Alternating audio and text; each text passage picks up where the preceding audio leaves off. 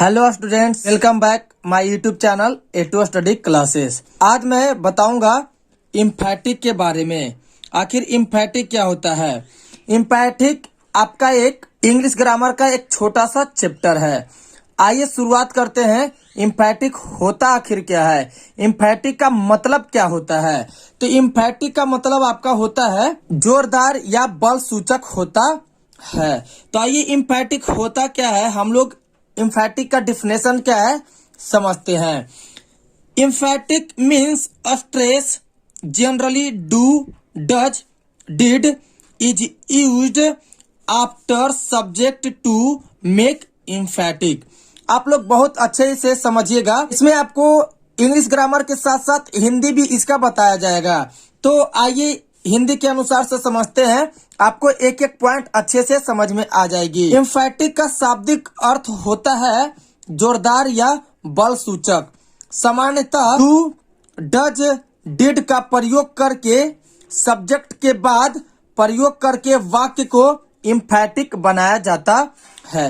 कहने का मतलब क्या है कि इम्फैटिक आपका जोरदार या बल सूचक शब्द होता है। दैट इज कॉल्ड आपका इम्फैटिक। इम्फैटिक कहलाता है जिसका उपयोग हम लोग क्या करते हैं, कैसे करते हैं। Do, does, did, do, does, did का प्रयोग सब्जेक्ट के बाद प्रयोग करके वाक्य को इम्फैटिक बनाया जाता है। आइए कुछ एग्जाम्पल्स है, इसके एग्जाम्पल्स समझते हैं कि एग्जाम्पल्स आपके क्या क्या हैं। तो एग्जाम्पल है आपके कि B help you. B help you कहने का मतलब क्या है कि हम तुम्हारी मदद करते हैं। आइए इम्फैटिक अगर इसका बनाते हैं तो इम्फैटिक क्या बनता है। तो इम्फैटिक आपका बन जाएगा, मैं आपको पहले ही बता दिया हूं कि डू, डज, डिड का प्रयोग सब्जेक्ट के बाद प्रयोग करके वाक्य को इम्फैटिक बनाया जाता है। तो एग्जाम्पल थे आपके क्या कि बी हेल्प यू, हम तुम्हारी मदद करते हैं। तो आइए इम्फैटिक अगर बनाते हैं तो कैसे बनता है। तो एग्जाम्पल क्या हो जाएगा कि बी डू हेल्प यू, हम तुम्हारी मदद करते ही तो है। ये आपका एग्जाम्पल हो जाएगा और इस प्रकार से हम लोग इम्फैटिक को बनाते हैं। तो आपको ये बात समझ में आ रही होगी कि सब्जेक्ट आपका यहाँ पर क्या हो गया है, बी हो गया है। आपका क्या हो गया है, सब्जेक्ट आपका बी हो गया है। जो मैं पहले ही बता चुका हूं कि सब्जेक्ट के बाद आपका डू, डज या डिड का प्रयोग होता है और उसके बाद जो जैसे वर्ड रहता है, सेंटेंस रहता है, वैसे के वैसे ही उतर जाते हैं। तो सब्जेक्ट के बाद आपका डू लग गया। इससे हम लोगों को पता क्या चल रहा है कि ये हमारा जो सेंटेंस है इम्फैटिक सेंटेंस है और बाकी जितने भी अदर पार्ट्स हैं, अदर सेंटेंस हैं, वर्ड हैं, जितने भी सारे वैसे के वैसे ही उतार दिए जाते है। आगे बढ़ते हैं। Some rules for making emphatic. कुछ रूल्स हैं जो हम लोग इम्फैटिक को बनाते हैं। तो उस रूल को हम लोग अगर फॉलो करते हैं तो बहुत अच्छे से इम्फैटिक हम लोगों को समझ में आ जाएगा कि हम लोग कैसे बनाएंगे और क्या क्या इसमें लगती है। तो आइए आपका फर्स्ट रूल क्या है समझते हैं। कि फर्स्ट रूल है कि if sentence is in simple present tense then do, does is used after subject to make emphatic. कहने का मतलब क्या है, हिंदी समझिएगा कि यदि वाक्य सिंपल प्रेजेंट टेंस का हो तो सब्जेक्ट के बाद डू, डज का प्रयोग हम लोग करते हैं। तो ये आपको पता होगा कि सब्जेक्ट में हम लोग अगर सिंपल प्रेजेंट टेंस का रहता है तो हम लोग अगर इंट्रोगेटिव बनाते हैं तो डू और डज का प्रयोग करके ही बनाते हैं। और ये इम्फैटिक में भी आपका अगर सिंपल प्रेजेंट टेंस का सेंटेंस रह गया तो सब्जेक्ट के बाद ही हम लोग क्या करेंगे, डू और डज को लगाएंगे, प्रयोग करेंगे। जो मैं कुछ स्पेशल रूल्स के बारे में बताया था वो आपका स्पेशल नोट 1 है। आइए स्पेशल नोट 1 में आखिर होता क्या है समझते हैं। फ्रेंड्स, अगर आपको स्टूडेंट्स अगर आपको कोई प्रॉब्लम होती है, डाउट होती है तो नीचे इंस्टाग्राम आईडी का लिंक दिया हुआ है, आप वहां उसको फॉलो कर कर जो भी आपको प्रॉब्लम होती है क्वेश्चंस आंसर्स के, या फिर कोई भी हिंदी ग्रामर हो, इंग्लिश ग्रामर हो, अगर कोई डाउट होती है तो नीचे कमेंट बॉक्स से कमेंट करें, और नहीं तो फिर आपको इंस्टा आईडी का लिंक दिया हुआ है, आप उसे फॉलो कर कर मैसेज कर सकते हैं, ताकि मैं आपको जल्द से जल्द रिप्लाई करूं। तो आइए आगे समझते हैं कि स्पेशल नोट फर्स्ट में आखिर है क्या। समझते हैं कि if the subject of sentence is in third person singular number. Third person में आखिर आते क्या क्या है, थोड़ा सा हम लोग जान ले कि थर्ड पर्सन में आपके ही, सी, इट और नेम। नेम कहने का मतलब आपका सिंगल नेम हो जाता है। एग्जाम्पल ले तो अगर राम, सीता, मोहन, ठीक है, ये सब जो है आपके नेम में आ जाते हैं, कहने का मतलब सिंगल नेम में। तो क्या है कि स्पेशल नोट फर्स्ट पढ़ते हैं कि if the subject of sentence is in third person singular number, he, she, it, name, then does is used and rest subject take do.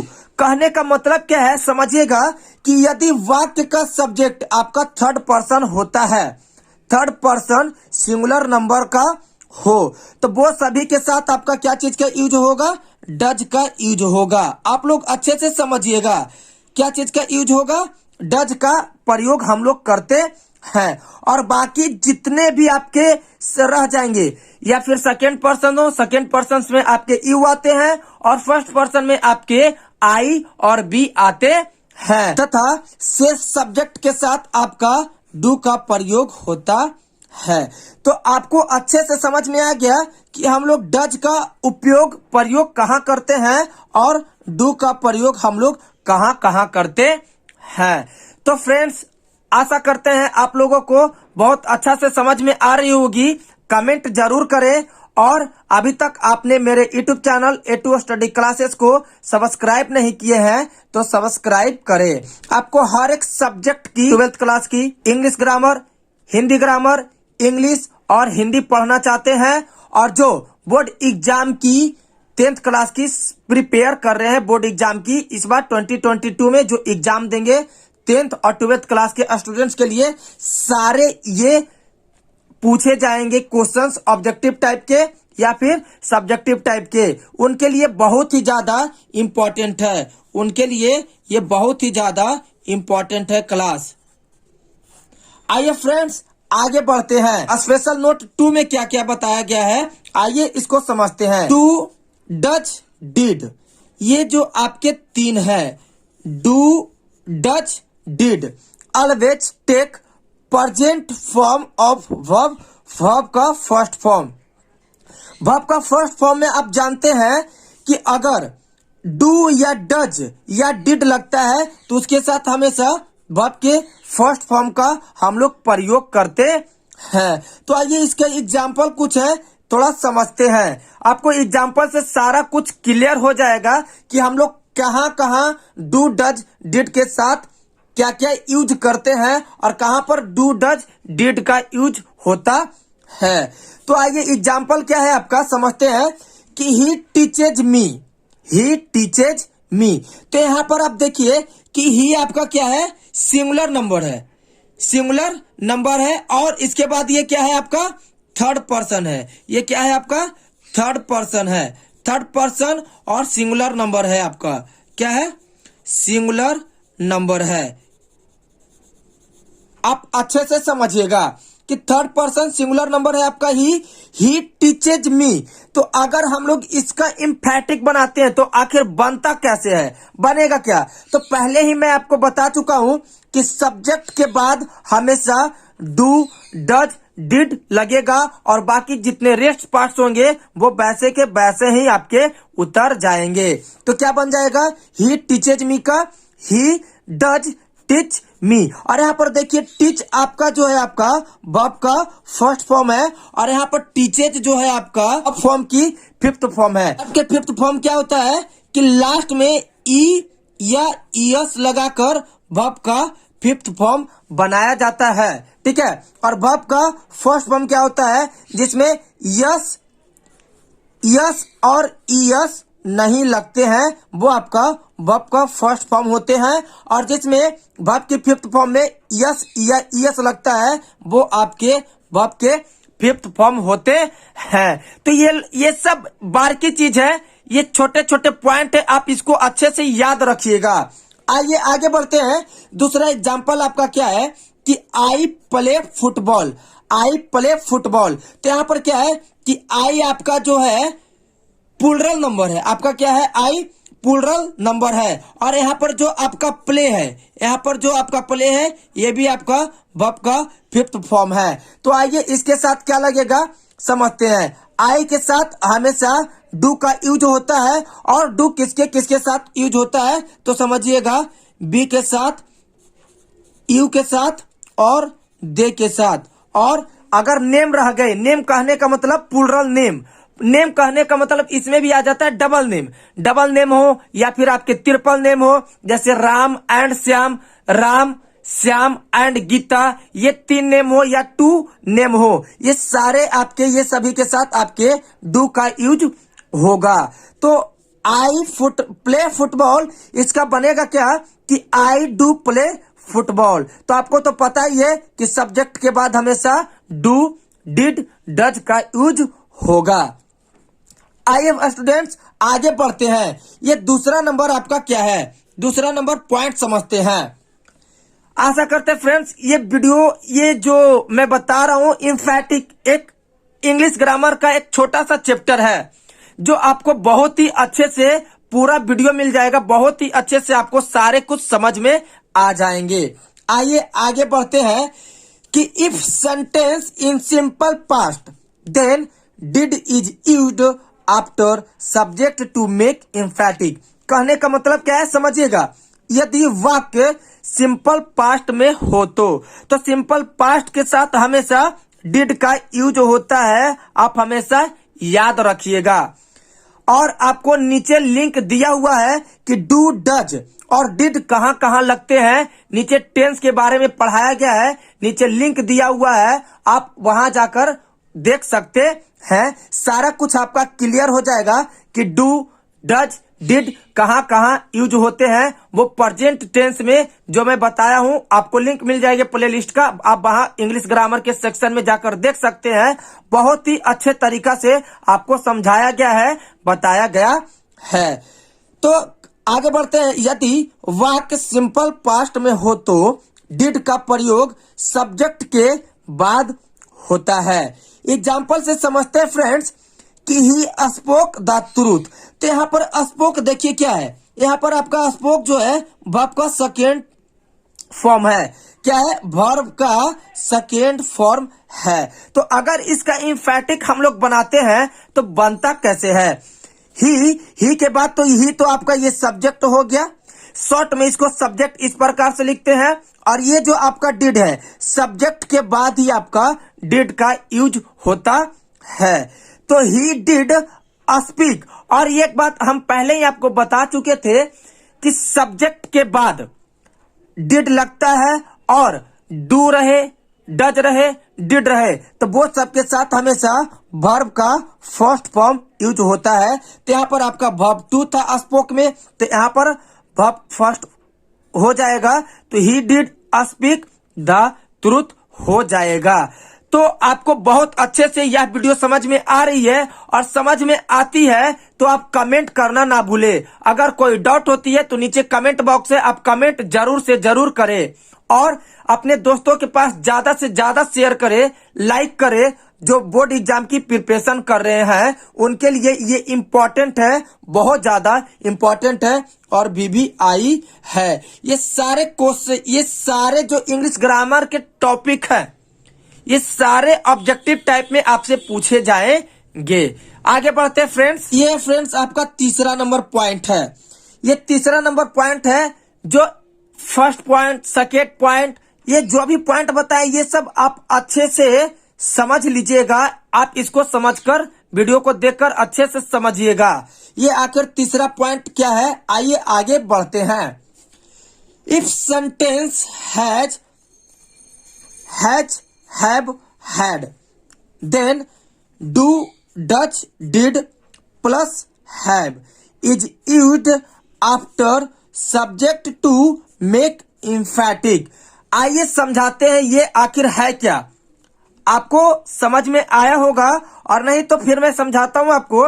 यदि वाक्य में हैज, यदि सेंटेंस में आपका हैज हो गया, हैव हो गया, हैड हो गया, अगर उस सेंटेंस में ये तीनों वर्ड रहे, कौन कौन से वर्ड रहे, हैज रहे, हैव रहे, हैड रहे, तो do, does, did plus have का प्रयोग सब्जेक्ट के बाद करके एम्फैटिक हम लोग बनाते हैं। कहने का मतलब क्या है कि अगर हैज, हैव, हैड अगर आपको सेंटेंस में दिख जाता है तो क्या करना पड़ेगा, डू, डज, डिड के साथ आपको हैव लगाना पड़ेगा, लेकिन सब्जेक्ट के बाद उपयोग होगा किसका किसका, डू का, डज का, डिड का और प्लस हैव का, तब जाकर हम लोगों का एम्फैटिक बनेगा। तो फ्रेंड्स आगे बढ़ते हैं। कुछ शॉर्ट फॉर्म है, कुछ शॉर्ट है जो हम लोग लिखते क्या है कि अगर हैज है तो हैज को हम लोग डज हैव लिखेंगे, अगर हैव है तो डू हैव लिखेंगे, और अगर हैड है तो डिड हैव हम लोग लिखेंगे, लगाएंगे। तो ये फ्रेंड्स आगे समझते हैं, स्टूडेंट समझते हैं। तो हैज जो है आपका, हैज जो है ये आपका सिंगुलर नंबर है, ये आपका क्या है, सिंगुलर नंबर है आपका, सिंगुलर नंबर। और हैव जो है आपका ये प्लूरल नंबर है, ये आपका क्या है, प्लूरल नंबर है। और हैड भी आपका जो है ये भी प्लूरल नंबर के अंतर्गत आता है, कार्य करता है। तो फ्रेंड्स ये जो आपके शॉर्ट है, ये जो आपके शॉर्ट है आपको अच्छे से समझ में आया गए होंगे और आप अच्छे से याद रखिएगा। तो आइए एग्जाम्पल से समझते हैं हम लोग। एग्जाम्पल क्या है, एग्जाम्पल क्या है कि she has an earring, she has an earring, उसके पास एक ईयररिंग है। तो लगेगा क्या, मैं पहले ही बता चुका हूं कि हैज के साथ आपका डज हैव का यूज होगा। तो आइए हैज के जगह पर क्या करेंगे, डज हैव का यूज करेंगे, बट कहां करेंगे, सब्जेक्ट के बाद करेंगे। तो सी हैज एन ईयररिंग है, तो अगर एम्फैटिक हम लोग बनाते हैं तो कैसे बनता है, तो क्या बनेगा, सी तो आपका यहां पर आपका क्या हो गया, सब्जेक्ट हो गया, और सब्जेक्ट के बाद आपका डज हैव लग गया है, और बाकी जितने पार्ट्स हैं, रेस्ट पार्ट्स हैं, वो वैसे के वैसे ही आपके उतर जाएंगे। तो कोई डॉट नहीं होगी, कोई प्रॉब्लम नहीं होगी। इतने अच्छे से समझा रहे हैं, समझिएगा, बिल्कुल बारीकी से अच्छे से समझिएगा। किसी डज हैव एन ईयररिंग। आगे बढ़ते हैं। दूसरा एग्जांपल क्या है कि यू हैड एन अम्ब्रेला। तो इसका क्या बन जाएगा, एम्फैटिक बनाएंगे तो यू हैड के साथ क्या लगेगा, मैं पहले ही बता चुका हूं, हैड के साथ आपका डिड हैव का यूज होगा। तो हैड के साथ आपका यहां पर यूज हो जाएगा डिड हैव, तो you did have an umbrella हो जाएगा। आगे बढ़ते हैं। They have a TV set, they have a TV set, तो इसका क्या बनेगा, दे डू हैव। और आपको तो पता ही है हैव के साथ क्या क्या लगता है, डू हैव लगता है, तो दे के साथ भी आपका डू हैव लगेगा। तो दे डू हैव और टीवी सेट, और बाकी जो पार्ट्स हैं आपके वैसे के वैसे ही उतर जाएंगे।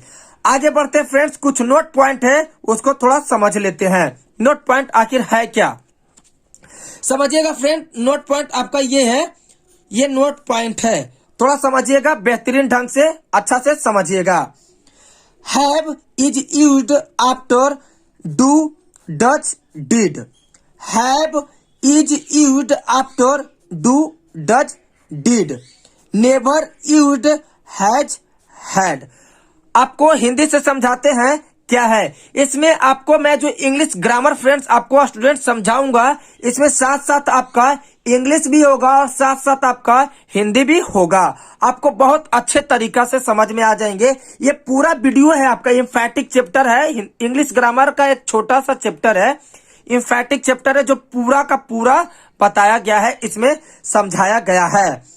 तो आइए हिंदी से समझते हैं कि हैव का प्रयोग डू डज डिड के बाद होता है, ना कि हैज हैड का होता है।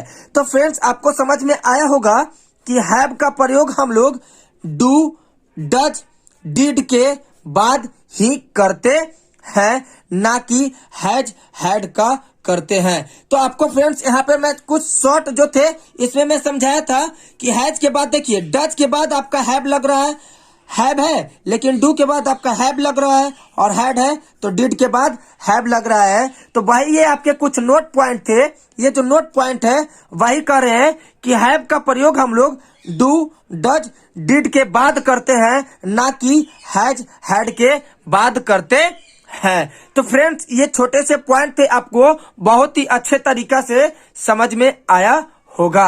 आगे बढ़ते फ्रेंड्स, ये आपका चौथा नंबर पॉइंट है, पॉइंट नंबर चौथा।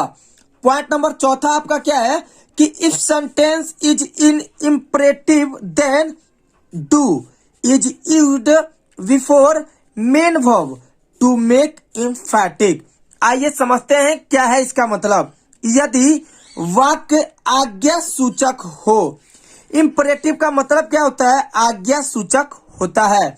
यदि वाक्य आज्ञा सूचक का हो तो मुख्य क्रिया, ये मेन वर्ब का मतलब होता है, मुख्य क्रिया के पहले डू का प्रयोग करके हम लोग एम्फैटिक बनाते हैं। समझिएगा कि यदि वाक्य आज्ञा सूचक का हो, कहने का मतलब इम्परेटिव का हो, तो मुख्य क्रिया के पहले हम लोग डू का प्रयोग कर कर एम्फैटिक बनाते हैं।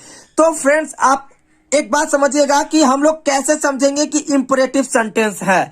हम लोग समझेंगे कैसे कि यहाँ पे जो सेंटेंस है आपका इम्परेटिव सेंटेंस का दिया हुआ सेंटेंस है। तो आइए नोट पॉइंट कुछ है उसको समझने का कोशिश करते हैं और आपको अच्छे तरीका से समझ में आएगा। तो यहाँ पर आपके कुछ नोट पॉइंट है, नोट पॉइंट देखिएगा, समझिएगा अच्छे से आप। नोट पॉइंट में क्या है आपका कि do is not used before don't, never, please, kindly. कहने का मतलब क्या है कि डू का उपयोग हम लोग उसके पहले प्रयोग नहीं करते हैं। Don't, never, please, kindly. अगर डोंट, नेवर, प्लीज, काइंडली ये सब अगर किसी भी सेंटेंस के पहले आपको दिख गए तो वो आपके सेंटेंस कैसे होंगे फ्रेंड्स, स्टूडेंट्स, आपके इंपरेटिव सेंटेंस होंगे। कैसे होंगे, इंपरेटिव सेंटेंस होंगे। एक बार मैं फिर दोबारा रिपीट करता हूं कि डोंट, नेवर, प्लीज, काइंडली, अगर ये सब वर्ड आपके किसी भी सेंटेंस के पहले दिख जाते हैं तो आपके वो जो सेंटेंस होंगे आपका आज्ञा सूचक इंपरेटिव सेंटेंस होंगे। Do is used after this words. कहने का मतलब क्या है कि डू के बाद हम लोग जितने भी वर्ड्स होते हैं बाकी का उपयोग करते हैं। तो आइए कुछ एग्जाम्पल है, एग्जाम्पल समझते हैं। जैसे क्या है कि गेट आउट, ये तो हम लोगों का सिंपल सेंटेंस है, ये हम लोगों का सिंपल सेंटेंस है। अगर हम लोग इंपरेटिव बनाते हैं तो कैसे बनेगा, डू गेट आउट। तो अभी मैं समझाया था कि do is used after this words. Do का उपयोग हम लोग ये जो वर्ड्स होते हैं उसके बाद करते हैं। आइए एग्जांपल समझते हैं कि गेट आउट, बाहर जाओ। तो अगर इसका एम्फैटिक बनाते हैं तो बनेगा कैसे, डू गेट आउट, बाहर अवश्य या जरूर जाओ। अगला एग्जाम्पल है please give me a watch, please give me a watch. यहाँ पे मैं आपको समझा रहा था कि do is used after this words. ये जो आपके इंपरेटिव सेंटेंस के वाक्य जो दिए होंगे, ठीक है ना फ्रेंड्स, स्टूडेंट्स, इंपरेटिव सेंटेंस के जो आपके सेंटेंस होंगे, वाक्य होंगे, उसके बाद ही हम लोग क्या करेंगे, डू का यूज करेंगे, डू का प्रयोग करेंगे। जैसे आप यहाँ पर देख सकते हैं कि please give me a watch, please give me a watch. तो यहाँ पर देखिए प्लीज से स्टार्ट हो रही है तो ये आपके इंपरेटिव सेंटेंस है, ये आपके इंपरेटिव सेंटेंस है, इंपरेटिव सेंटेंस आपका दिया हुआ है। तो आप यहाँ पर देखिएगा कि प्लीज के बाद आपका डू का यूज किया गया है। तो प्लीज के बाद ही आपका डू का यूज होगा। तो प्लीज डू गिव मी आवाज, और प्लीज के बाद डू लगेगा और बाकी जितने भी रेस्ट पार्ट्स होंगे वैसे के वैसे ही आपके उतर जाएंगे। आगे बढ़ते हैं कि don't disturb him, don't disturb him. तो इसका एम्फैटिक कैसे बनेगा, तो देखिएगा, डोंट डू डिस्टर्ब हिम। ये थे आपके एम्फैटिक चैप्टर। जो फ्रेंड्स ये चैप्टर खत्म हो चुके हैं, और यह वीडियो आपको कैसा लगा कमेंट में जरूर बताएं। कमेंट करना ना भूले और अपने दोस्तों के पास ज्यादा से ज्यादा शेयर करें, लाइक करें, कमेंट करें, और आपको वीडियो कैसी लगी कमेंट करना ना भूले। तो फ्रेंड्स मिलते हैं आपको अगले वीडियो में, नेक्स्ट वीडियो में। तब तक के लिए बने रहे मेरे YouTube channel A2 study classes पे। और कोरोना काल में आप लोग अच्छे से बच कर रहे, घर पे सेफ रहे। Stay home, I take care.